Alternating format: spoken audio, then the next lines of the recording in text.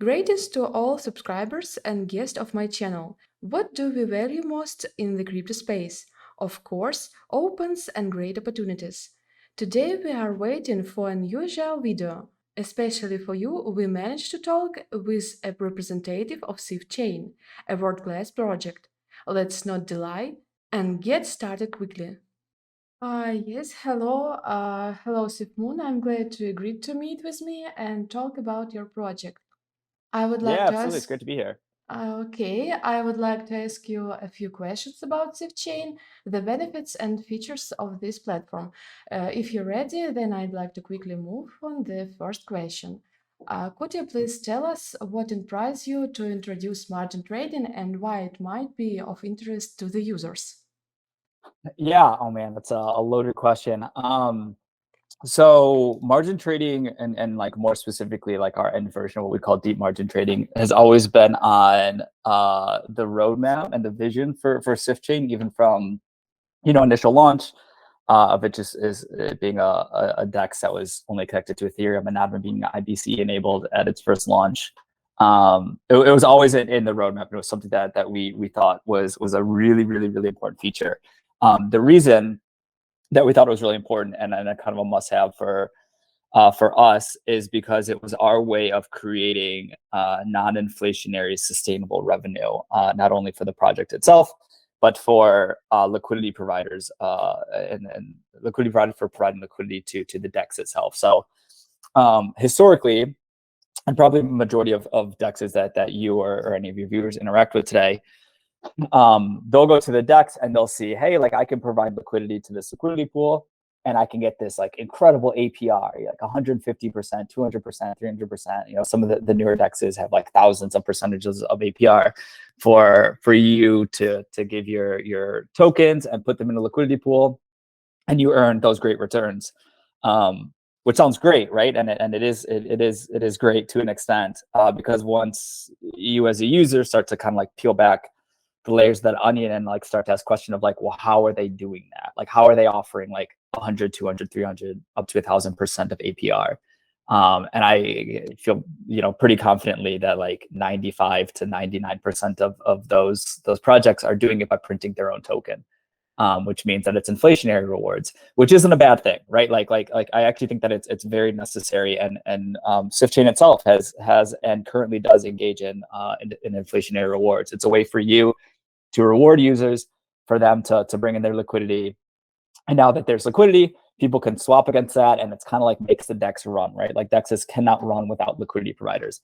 However, because all DEXs are doing that, it's creating this like sort of race to the bottom thing where it's like who can give the highest rewards, because switching costs, as they become easier and easier, like the switching costs lower and lower to move your liquidity from one exchange to another, it doesn't really create this like loyal liquidity provider scenario. Instead, liquidity providers are historically not loyal and they will move to whatever chain or whatever DEX is offering them the best returns, which makes sense, right? There's nothing wrong with that. Um, so what Sifchain has done, and our vision with margin trading, is create a system that we don't have to print new tokens to offer as liquidity mining rewards. What we can do is we can introduce a feature, that feature being margin trading, where the participants in that feature, aka traders that are taking out positions, will actually pay tokens back to the liquidity providers who's allowing them to borrow, for allowing them to borrow the funds that they want to take positions on. So let's say if I come in as a margin trader and I want to long Rowan, which is our native token, against USDC, I'm borrowing tokens from the Rowan USDC pool. And because of me borrowing those tokens, I am now paying interest back to the liquidity providers through the collateral that I provided. So therefore, like, we never have to come in and provide Rowan as inflationary rewards. We don't have to lean on other projects to come in and print their token to give as inflationary rewards. We've now introduced a non-inflationary, very sustainable form of revenue to our liquidity providers, which I think is going to be a main game changer. So that's like one of the main reasons why we introduced margin trading into Sifchain, or wanted margin trading into Sifchain from the get-go, is because it does offer us this non-inflationary revenue that's extremely sustainable. Also, side note, margin traders have been historically much larger of a market than spot swappers. Like if you look at the past years of trading activity, you'll see it's like I think like 3 or 4x the amount of volume goes through margin trading versus just spot trading. So the market is much larger historically, which is good, which means that we're going to be bringing in a much larger market into our ecosystem than we previously had access to. And then from an end user perspective, you could care about margin trading and a variety of different like users of whoever you are. So if you're a liquidity provider, you're going to care about margin trading because you are now earning interest from margin traders coming in. If you're a trader, you're interested in it because you can actually take out margin trading positions, which can amplify your returns if done right. And holistically with Sifchain, let's say if you're just like a holder of Rowan or you're a staker or you delegate, these features will bring, hopefully bring value to the Rowan native token, which means that if you hold that token, that value could increase as well. Okay, we heard about non-inflationary income of Sifchain's margin trading. Could you tell us a bit more about that? Mm-hmm. Yeah, absolutely. So how the margin trading system works, right, is a user comes in, and I'll talk about just this first iteration that's currently live in our decks right now. You can come in and let's say that I'll use the same example I used before. I'm going to long Rowan against USDC, which is really like a fancy way of me saying like I am betting that I think that the price of Rowan will increase at a faster rate than the price of USDC will increase in that time period. Or the value, sorry, the value of Rowan will increase more so than the value of USDC in that time frame. So in doing that, I bring in my collateral of USDC. Let's say if I give 100 USDC at 5x leverage, so I borrow 400 USDC from the pool. I now have 500 USDC. That 500 USDC is immediately swapped to Rowan, and now I have the equivalent of Rowan just like being held in this kind of like custody amount. That Rowan is slowly every single block we take out a little bit of interest and we pay it back to the poolers. So every single block interest is paid back to the liquidity providers, and in this case, it's going to be paid back in Rowan. When I close my position, that Rowan that I have left over, obviously net any interest payments that were made, is then swapped back to USDC. So let's say if my bet was correct and Rowan's value has gone up, I am now getting more USDC back than what I previously had. So like that is the way that I can make value, is because like in the case it's successful, Rowan's value has gone up comparative to USDC. So the interest that is paid back to poolers is paid in an amount of collateral that I've provided as a trader. Now let's say, like hypothetically speaking, and not hypothetically because it'll be done in a next subsequent release. I come in and I want to do the opposite way. I actually want to long USDC against Rowan. So in my first example that I gave, interest is paid back to liquidity providers in Rowan. In this example of longing USDC against Rowan, interest payments are paid back in USDC. So that's what that does. It creates the situation where, as a liquidity provider of the Rowan USDC pool, you are now earning interest in either of those tokens, and it's completely dependent on which way that margin traders take out positions in. So if they're longing Rowan or if they're longing USDC, they will be paying you interest in that token. In the case I'm longing Rowan, I'll pay interest in Rowan. In the case that I'm longing USDC, I'll be paying interest in USDC. Which means as a liquidity provider, let's say hypothetically speaking, I'm making 50% APR, which is lower than our projections that we have. I'm making 50% APR in completely non-inflationary means, and that 50% of APR is coming in a combination of Rowan and in USDC, which is pretty remarkable, and you can't really find that anywhere else, right? We're not printing new USDC to give out to people. Like this is coming from traders' collateral that they're putting up. So that's just the USDC Rowan pool. Now users can do that against the Rowan Atom pool, the Rowan ETH pool, the Rowan WBTC pool, the Rowan Juno pool, etc. So like when you're providing liquidity into these pools, you're going to make ideally close to 100% or somewhere in the triple digits APR from those tokens, both of those tokens, Rowan and the other side, which really cannot be found anywhere else. So like imagine like, you know, yourself, you provide liquidity in the Rowan ETH pool. Let's say you love Rowan and you also love ETH. You're going to be getting 100% APR in Rowan and in ETH. Getting 100% APR in ETH is just crazy. Like I would love to see where else that's offered in the industry. And again, it's not like we're printing new ETH, right? It's not like we've tapped on the ETH Foundation and said, hey, will you guys give us some ETH so we can give out as rewards? These are traders coming in, providing their amounts as collateral, and those amounts being paid back to our liquidity providers. So again, it creates this like really sustainable cycle where traders can come in, they're happy to open margin positions. Liquidity providers are happy because to lend them out funds because they're making interest for doing so. And it creates this flywheel that hopefully can just continuously feed itself and create a very sustainable DEX over time. Okay, so what type of opportunities can liquidity providers expect from this margin trading feature, other than real revenue generation? Yeah, so liquidity providers from margin trading, let's think through that.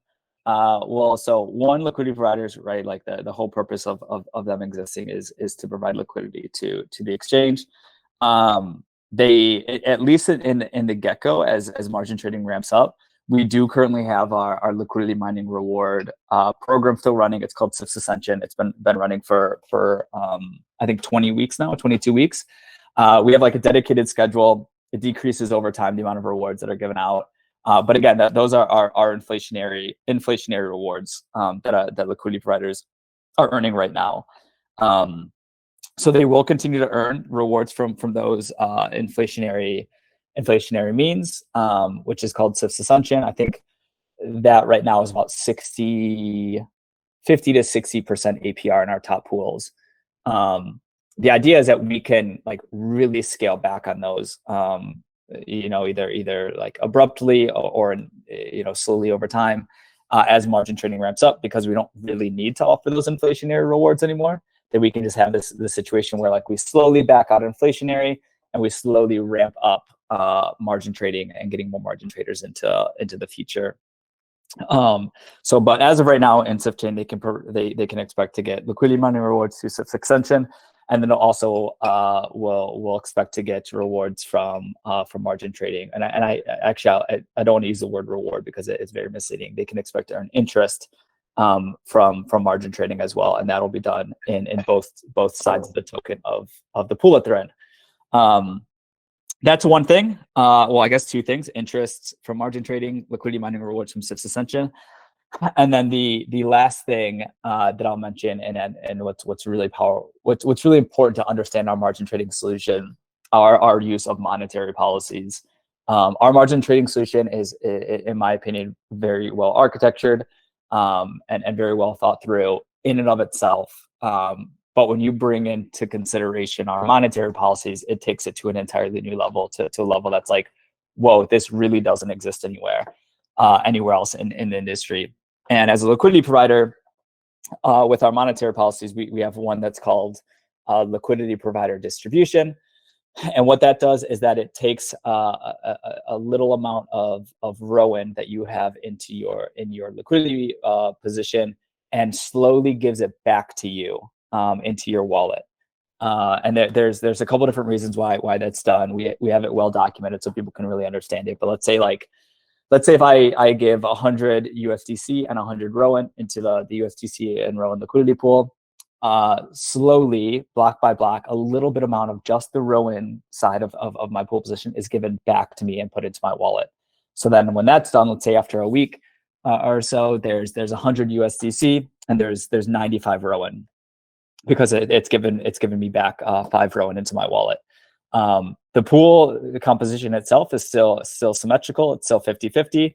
And now I have more additional Rowan in my wallet that I can now stake, or I can bring in more external liquidity and put back into the pool itself, which will, like, hopefully in our projections, create a situation where it kind of like increases the demand for Rowan, increases the use cases for Rowan, and also brings in more external liquidity as people now have additional Rowan in their wallet that they can pair up with external liquidity to put back into the liquidity pool. So I'd say like right now, those are probably the three biggest things that liquidity providers can expect. One, liquidity mining reward, just to summarize. One, liquidity mining rewards through Sifchain. Two, interest made from margin trades against the pool. And then three, the benefits of our monetary policies in specific liquidity provider distribution. Okay, thanks. What does one need to know to start trading on margin? Tell us a bit about the risk and limitations and how to avoid them. Yeah, absolutely. I mean, so obviously, like I think I'll say it anyways, but like no financial advice. Obviously do like your own research on anything, including any type of trading, any type of adding liquidity, any type of staking, or doing margin trading. Um, Margin trading in and of itself like is risky, right? Like there's no doubt about it. What's really exciting about margin trading is that you are able to amplify your returns, but in amplifying those returns, you also are amplifying your risks as well, right? You're increasing your position size of a certain token, and if that token does really well, then you have amplified your returns. However, if that token does not do very well, you've just amplified your risks, and then you can lose more of that token quicker and more than you'd want. So that is like, as anyone getting into margin trading, please understand that there are risks. Obviously, there's rewards, but that there are risks that come along with it. In Sifchain itself, we've tried to enable users with all the information that they need to make like logical. I guess I won't use the word logical because people can do whatever they want at the end of the day. Make educated decisions. And what we've done, and we put a lot of emphasis on our UX of our margin trading product. Make it really clear when you're opening a position what you're doing, the risk that you're taking on. Once you have a position open, trying to give you like all the information that you need to make an educated decision of if you want to keep it open or if you want to close it. We have charting that's integrated into the DEX as well. So if you're a big charter person and candlesticks and all that good stuff, you can do your own analysis with looking at charts. And yeah, we try to set up the product itself to really help you make educated decisions. We don't want like you to not understand what it is that you're doing, or to not be given the right information at the right time, that maybe could have like made a difference with whatever route you wanted to go into, or what position you wanted to go into. That's like one aspect of it. The other aspect of it is, again, our introduction of monetary policies. For anyone that's not familiar with Sifchain that's listening to this, I would highly recommend coming into our Discord and visiting our doc site and reading about our monetary policies and how their impact, and how they go hand in hand with margin trading. Because once people read through that, I think that they'll really understand that the system and the system of Sifchain itself is with these monetary policies is set up in a way that hopefully encourages specific activity that benefits the system as a whole. So we do put in not us, it's really our DAO that votes in these policies that hopefully are set to encourage activity that benefits the entire system as a whole. And that means benefits margin traders and taking out more successful positions. It benefits liquidity providers and getting interest from those successful positions, and so on and so forth. So one would be we've set up the product to really help educate people to really understand what it is that they're doing. A really slick UI, a really slick UX that has all the information and data that they need to when opening a position or when deciding to close a position. And then secondly, our monetary policies that's set by the DAO would hopefully encourage a system where if people partake in it, it benefits the whole system as a whole, including margin traders and placing successful trades.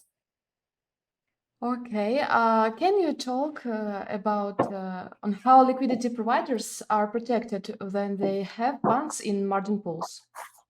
Yeah, for sure. So this is something like kind of important to remember too, as like how margin trading works, right? You kind of have to give or take on one side. there's traders on one side, and then there's liquidity providers on the other side. Obviously, if your system is set up to being more like risky, you're giving on the liquidity provider side, and you're giving a little bit more rope and leeway on the trader side. If you want it to be a little bit more conservative, you do the opposite, right? So like it kind of comes down to well, part of it comes down to the liquidation, like when our position's liquidated and how much of a safety buffer do you want on top of that. The closer that you get to like little to no safety buffer is when things can get a little bit more risky, because that means that traders can be more risky with their positions, and it also means that liquidity providers just won't be as protected without having some sort of like safety buffer of that like liquidation ratio on top of it. The way that our system's set up is we've at least in this initial deployment, and probably for the foreseeable future, I imagine have leaned more toward protecting, making sure that our liquidity providers are protected. And I will say that we're doing it in a way that also like doesn't hinder liquidity providers at all. It just doesn't set up for to being like major risky as a system. So we basically set up our liquidation ratio at a 5% buffer on top of their collateral. So let's say if you provide 100 USDC as collateral, we'll set up like you can only basically the buffer on top of it will make it so like the liquidity providers are always paid back the amount that they lent out in terms of how much was borrowed. So it's like that plus 5% will be paid back to liquidity providers. Obviously, if you get closer to 0%, that means like, okay, this is getting a bit more risky, but we have determined that 5% number seems just like a good balance to make sure liquidity providers feel protected, and to make sure like we're not making it too difficult for traders. Like traders are actually really benefiting from the system itself as we speak. That's one piece of it, is the buffer and kind of like the safety piece. The other piece of it is having a fund that's like a just in case type thing, right? Like let's say like just in case there's just like this massive like market crash scenario, which in our projections would take like a very significant, like a worse than Terra, which is, we can say that because we've modeled it up using the Terra situation because it's so recent. It would have to be a worse than Terra situation that we would have to tap into using this fund. And what the fund is that basically during each interest payment and each forced close situation, a small percentage of that is paid to a fund, and that fund is essentially kind of like, part of the fund is used to protecting liquidity providers. So let's say if there's some crazy event that happens in the crypto industry that cause all these margin trading positions to liquidate like extremely fast. And like, yeah, like because it really comes down to block speed and how fast positions are liquidated, to the point that like liquidity providers are worse off, then that fund can be tapped into to repay our liquidity providers. So we kind of have like a two-step or like a multi-step protection for liquidity providers. One being like we just add that layer of protection on top of it, of that 5% of liquidity ratio, and then the other part being a fund that can be tapped into in case like the unthinkable happens. One of the most important benefits that users are interested in is the commissions.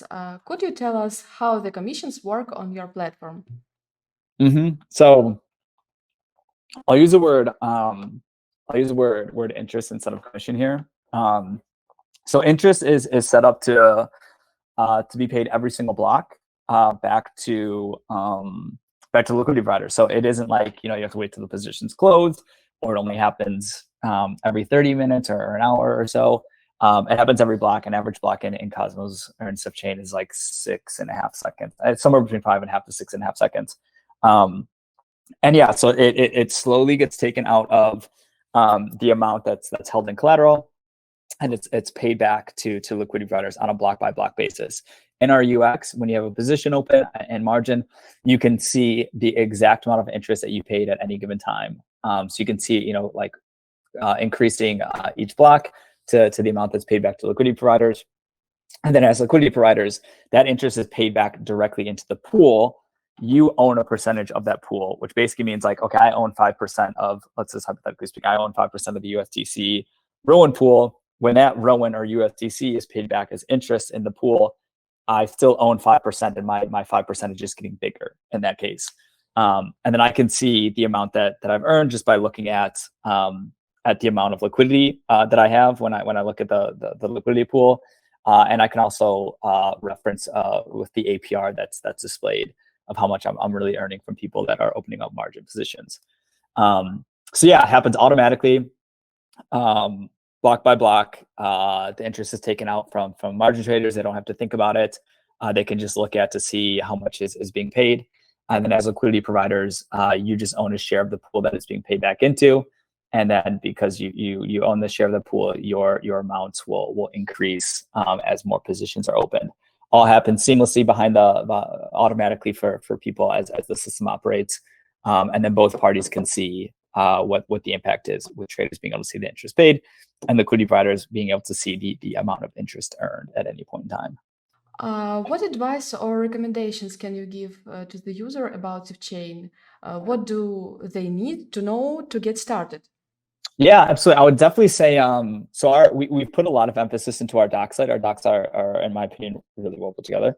But yeah, they're well put together because we've gotten a lot of feedback from our users, and really like what their journeys through Sifchain, what would really help them.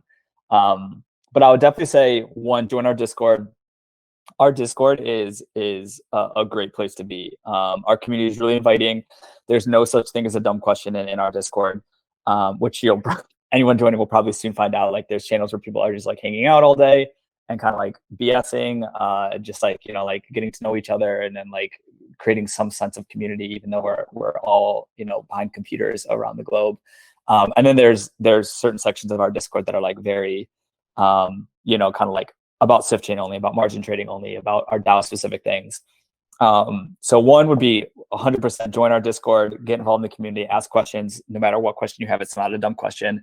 Either us or our community members will likely respond within like minutes, if not sooner. And then go to our doc site. Our doc site will get you all set up. The way that we've structured it is kind of like by whatever user journey you're interested in. So let's say like if you're interested in being a liquidity provider, you can literally click like, I'm interested in being a liquidity provider, and it'll walk you through the entire process, with videos, screenshots, demos, the whole thing. So we try to make it like as easy as possible for you to get started, for you to set up your wallet, and get started into Sifchain. We put a huge emphasis on UX. We want things to be really clear as you go through things. We want it to be really easy, and we want you to feel like really safe and secure as you're progressing through the steps of the system. So yeah, that would be my biggest recommendations. One, get into our Discord, get into our community, ask any questions. Two, go onto our doc site, watch our videos, get set up. And my guess is that you'll be pleasantly surprised with how good the experience is, how great the community is, and really just how easy it is to get involved and in the Sifchain system. Okay, thank you so much. On this wonderful note, I would like to end our interview. I hope that the viewers have received a lot of useful and meaningful information that will allow them not only to personally start interacting with Sifchain, but also to be at their best. And I wish you good luck and see you soon. Awesome. Thank you so much. I appreciate it.